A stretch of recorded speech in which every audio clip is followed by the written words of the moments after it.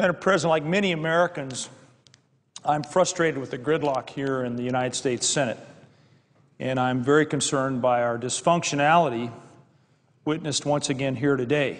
When we were asked to lead on critical issues facing our men and women in uniform, our troops, also tied to our national security and our international leadership in the 21st century, the Senate has once again taken a pass, has once again let politics obstruct our progress.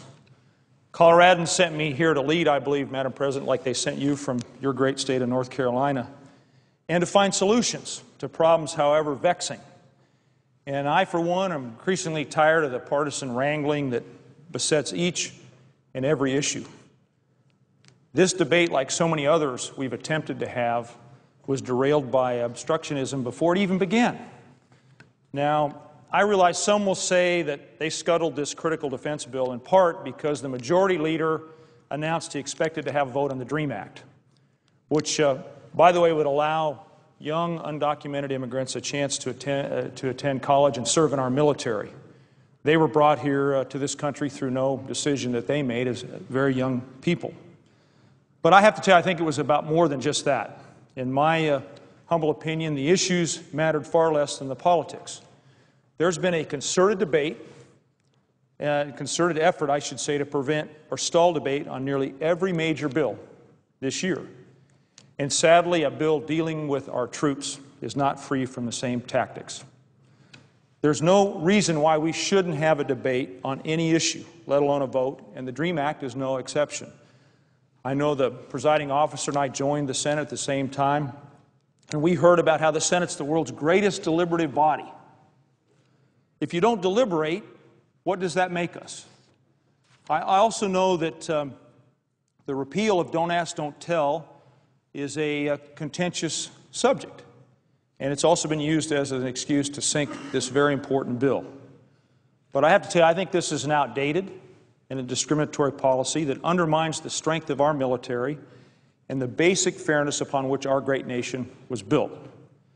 At a time when we're fighting two wars, we need every skilled service member we have, airmen, mechanics, translators, and all the many other specialties that our military serve in.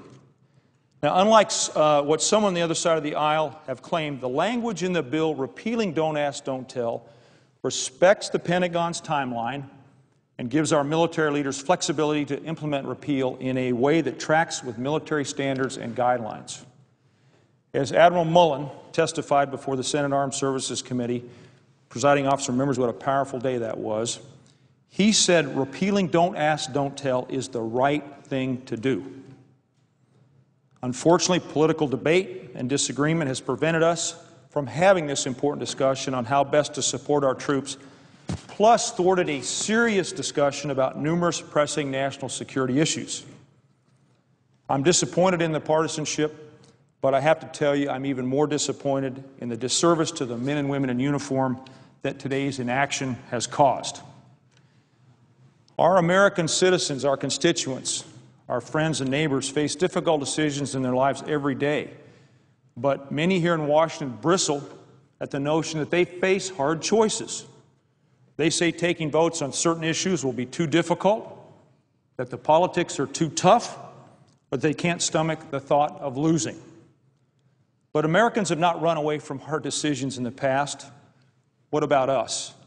This place is a forum, or it should be a forum, where we can work together. But today, with the Senate blocking this bill, I fear our national security and our troops will suffer. Every year for nearly a half century, I think accurately put, Madam President, 49 years consecutively, Congress has taken up and passed a bill that renews, in some cases reforms, in other cases replaces, our defense policies. This defense authorization bill, like all those that came before it, the previous 49 defense authorization bills, is critically important. It provides funding for operations in Afghanistan and Iraq, and it supports our service members who keep America safe by including fair pay and benefits for our men and women in uniform. Preventing this debate keeps us from pushing forward with this bill's provisions to enhance our military's readiness, improve our service members' training, and upgrade equipment and resources to succeed in combat. We're also leaving behind provisions in the bill to strengthen our non-proliferation programs and enable the reduction of our nuclear weapons stockpile while ensuring the stockpile has continued reliability. And we're foregoing the crucial opportunity, I know the presiding officer has felt this is very important as well, to increase the Pentagon's use of alternative energy technologies and fuels to improve the Department's efficiency and energy security. The bill also includes so many important provisions for the health and resiliency, both mental and physical, of our service members and their families. Specifically, it includes a provision that I authored extending health insurance for military and families, enabling the children of active duty service members and retirees to stay on their parents' plans until the age of 26, similar to what we did in the Health Care Reform Act for the civilian sector. And importantly, the bill provides improved care for our wounded service members and their families. As part of a longer-term effort to treat both the physical and the unseen mental wounds of war, I've been reviewing the Army's report on health promotion, risk reduction, and suicide prevention, which was published earlier this summer. One provision, I should say, Madam President, in particular struck me. In just 6 years, soldiers experienced the equivalent of a lifetime when compared to their civilian counterparts. In other words, at the age of 24, the average soldier has moved multiple times, been deployed around the world, married and had children, seen death, had financial and relationship problems, is responsible for dozens of soldiers, and gets paid less than $40,000 a year. The lives of average soldiers bear no resemblance whatsoever to ours. Their sacrifices are far beyond what many of us can imagine, and we have demanded so much of them for so long. That's why I've continued to focus my efforts on how we can help our brave servicemen and women suffering from mental wounds when they come home. Fort Carson in Colorado has had its share of difficulties addressing the needs of our soldiers, but we're seeing real progress. And I'm particularly proud of what Fort Carson has been doing in the way of providing behavioral health care to soldiers, not just when they are back home, but while they're still on the battlefield. That's the essence of Fort Carson's mobile behavioral health teams, which embed credentialed behavioral health providers in a single battalion within a brigade combat team, both during deployment and in garrison. Language I authored in the bill encourages the Army to replicate this successful program to help facilitate early identification and treatment of behavioral health problems.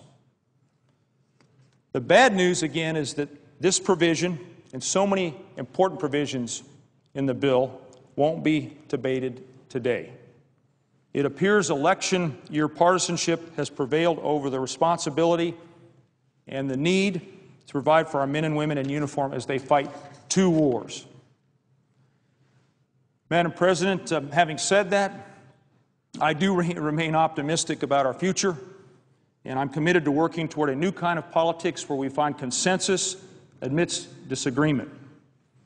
I know Americans want their leaders to tackle challenging problems and resolve the tough issues.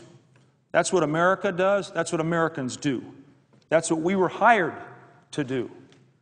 So in that spirit, I will continue to reach out to all of my colleagues who wish to find common ground and call on others to let this debate move forward in the coming weeks so that support for our troops is not held back any longer.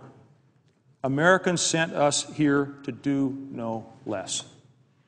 Madam President, I thank you for your attention. I thank you for your service on the Armed Services Committee alongside me. And with that, I note the absence of a quorum.